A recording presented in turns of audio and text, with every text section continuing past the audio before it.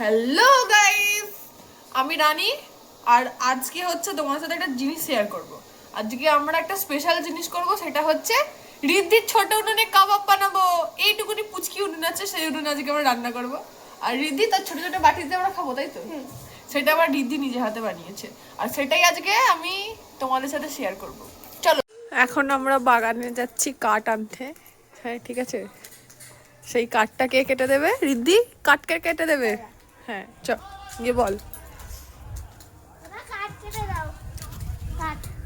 Uncle আমাদের কাঠ কেটে দাও, আমরা উনুন জ্বালাবো। এই দেখো সাদা গোলাপ, কি পুচকে রে, গাঁদা ফুলের মতো দেখতে। গোলাপ ফুল হয়েছে।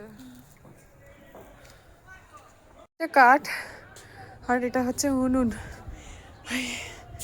চারতলায় উঠতে উঠতে হাঁপিয়ে গেছি। এটা দিয়ে আজকে কাবাব রান্না করবো। ওই যে দূরে দেখতে পাচ্ছ যে কুকুরটা, ওইটা আমার বাবার পোষ্য। ওর নাম কি জানো? হেলেন।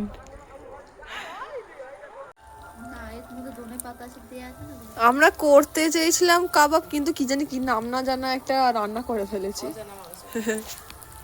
উনুনটার দোষ, উনুনটা জ্বলছিল না। আর এই যে আমার অ্যাসিস্ট্যান্ট, আপনি কি করছেন?